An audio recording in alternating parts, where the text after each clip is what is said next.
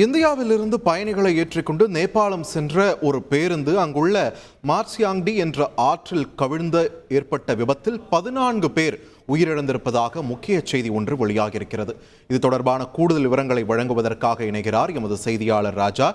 ராஜா, வணக்கம். இந்த பேருந்தில் மொத்தம் எத்தனை இந்தியர்கள் பயணித்தார்கள்? 14 பேர் உயிரிழந்திருக்கக்கூடிய நிலையில மற்றவர்களுடைய நிலை என்ன? ராஜா, விரிவான தகவல்களை பதிவு பண்ணுங்க.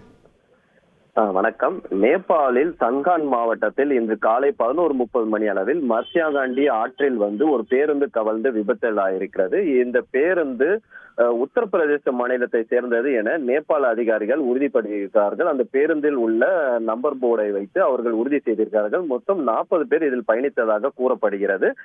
இந்த பேருந்து அந்த போக்ராவிலிருந்து காட்மண்டுவை நோக்கி செல்லும் பொழுது இந்த விபத்து நேர்ந்திருக்கிறது. உத்தரப்பிரதேச மாநிலத்திலிருந்து கோரக்பூரிலிருந்து இந்த பேருந்து புறப்பட்டு இருக்கிறது.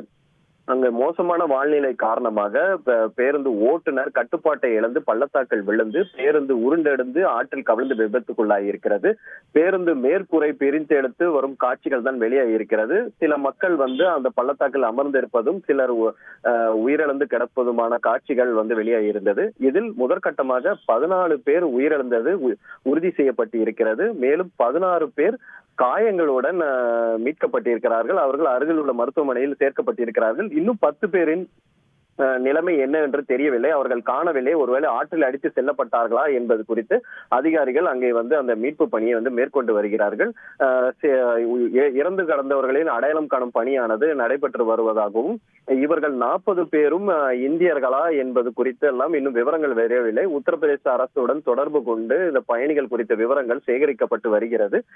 இந்த கோர விபத்திற்கான காரணம் மோசமான வானிலை, அதனால் பேருந்து கவிழ்ந்து விபத்து ஏற்பட்டதாக முதற்கட்ட தகவல் வெளியாகி இருக்கிறது.